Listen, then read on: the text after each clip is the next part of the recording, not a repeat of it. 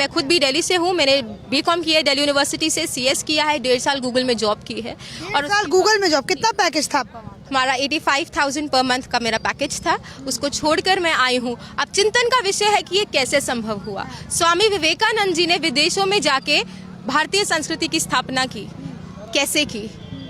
Question, बहुत बड़ा question mark है। इसका जवाब है उनके सतगुरु रामकृष्ण परमहंस जी। जब उनके जीवन में वो आए और उन्होंने उनका ईश्वर का दर्शन कराया, तो वो एक्चुअल जो जागृति है वो उनके भीतर हुई। उनको समझ आया कि ये जो मेरा यंगस्टर हूँ, मैं युवा हूँ, ये युवा मैं इसलिए नहीं हूँ कि इधर उधर जाऊँ, कमाऊँ, रोटी खाऊँ, मेरा यहाँ तक लक्ष्य नहीं है। मेरा लक्ष्य है उस ईश्वर की प्राप्ति जो हम सबका है। तो इसलिए स्वामी विवेकानंद जी के पीछे उनके गुरु का हाथ था, तब जाके वो भगवाधारी कहलाए और इस भगवा की पवित्रता को उन्होंने जाना है। और हमने भी अपने गुरु माँ परम पूजनीय माँ आशुतोष शामरी जी के सानिध्य में इस भगवा की पवित्रता को जाना है और ईश्वर का दर्शन माँ ने कराया है हम सभी के अंतर्घट में। तभी आज सब कुछ छोड़ छाड़ के हम आए हैं। ये प्रश्न बहुत लोगों का होता है, फर्स्ट क्वेश्चन जो भी हमसे मिलता है यही होता है कि सब कुछ आपने छोड़ छाड़ के ये कैसे संभव हुआ? तो एक ही जवाब है कि जिनके शिष्य ऐसे हैं तो उनके गुरु कैसे होंगे? इसमें गुरु की महिमा है, हम लोगों की नहीं। अच्छा, आपको मन नहीं करता कि मैं भी मतलब उस तरीके से रहूं, अलग अलग कपड़े पहनूं, थोड़ा अपने बालों में मैं अच्छे से वो करूं, थोड़ा अपनी खूबसूरती को निखारूं?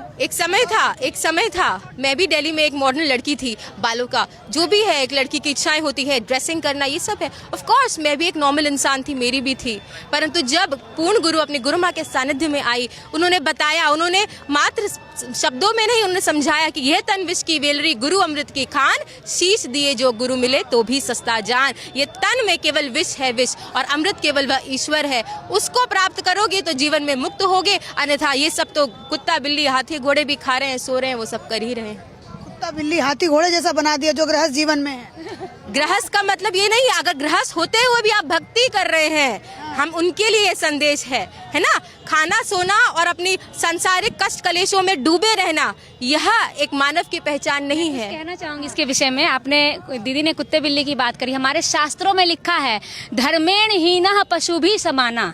जो धर्म से विहीन है, जिसको धर्म का नहीं पता, वो पशुवत आचरण करता है और पशु के समान ही अपना जीवन यापन करता है। सारे विपक्ष धर्म को तो वो करते ही नहीं है। तो धर्म की पहचान है जिस सिर्फ शास्त्रों को पढ़ लेना, वेदों के ज्ञाता तो रावण भी था।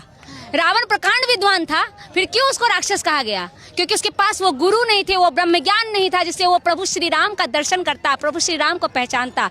विद्वान तो रावण भी था, क्यों उसको फिर राक्षस कहा गया? इसीलिए हमारे शास्त्र कहते हैं, वेदाहमेतम पुरुषम महांतम आदित्य वर्णम तमसा परस्तात् तमेव विदित्वाति मृत्युमेति नान्यः पंथा विद्यते अनाया।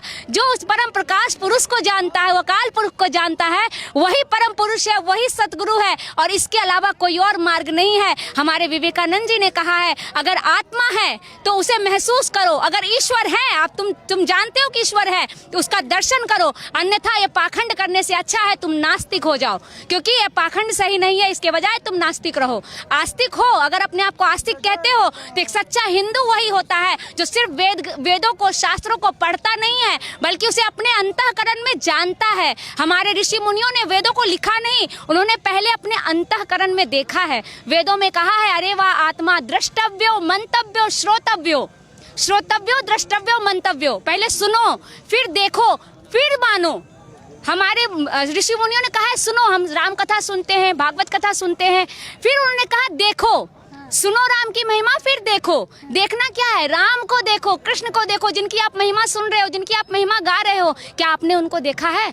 स्वामी विवेकानंद जी एक प्रश्न करते थे हर गुरु से के पास जाके, क्या आपने ईश्वर को देखा है? क्या आप मुझे दिखा सकते हैं? हम इस लाइव के माध्यम से पूरी दुनिया वालों को कहना चाहते हैं। कहते हैं हमारी श्रद्धा ठगी गई जी, ऐसे गुरु मिल गए, अरे उस गुरु के बारे में तो ऐसा न्यूज आ रहा था, पता नहीं इतने सारे उसके फॉलोअर्स है, लेकिन ऐसे फिर क्यों हो गया? तो हम उन सब के साथ कहना चाह रहे हैं, हमारी गुरु माँ अक्सर एक बात कहती है कि श्रद्धावान लभ्यते ज्ञानम, लेकिन श्रद्धा को भी विवेक की आंख चाहिए। अगर विवेक नहीं है आपके पास तो आपकी श्रद्धा ठगी जाएगी, क्योंकि अगर संसार में असली नोट है तो नकली भी भरे पड़े हैं। आपकी उम्र कितनी है?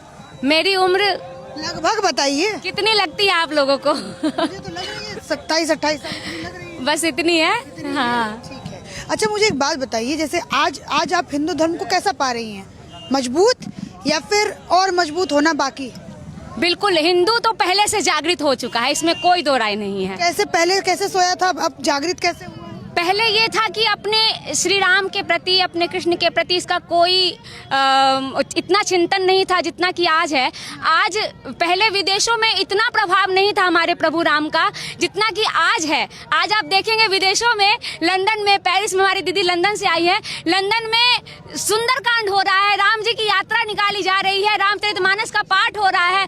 जिस आईफिल टावर जो है वहाँ पर, उस आईफिल टावर पे लोग प्रपोज करने जाते थे, अपने प्यार की नगमे गाते थे, वहाँ पर आज सुंदरकांड का पाठ हो रहा है, वहाँ से शोभा यात्रा निकाली जा रही है। ये बहुत बड़ा चमत्कार है आज के युग का। हम ये बस युवाओं से, खासकर अपने युवाओं से कहना चाहते हैं, क्योंकि हमारे भगवान श्री राम युवा थे जिन्होंने रावण का वध किया, भगवान श्री कृष्ण युवा थे जिन्होंने कितने जरासंध जैसे कितने राक्षसों का वध किया, जो भागीरथ थे जिन्होंने गंगा को धरती पर लेकर आए वो युवा थे, विवेकानंद जी युवा थे, सभी लोग युवा थे जो भारत की संस्कृति को विदेशों में जाके उनका झंडा लहराया। तो उन युवाओं से मैं 2 लाइन कहना चाहूंगी। मेरी गुरु माँ अक्सरा ये बात कहती है कि युवा हो तुम तो फौलादी जरा हिम्मत जुटा लो, युवा हो तुम तो फौलादी जरा हिम्मत जुटा लो, असुरता के विषैले सर्प का फन कुचल डालो, है यौवन धन्य गर कर दे प्रचंड प्रहार इन पर, है गुरुवर साथ रख विश्वास बढ़ चल सत्य पथ पर। और सत्य का मार्ग है, धर्म का मार्ग है वो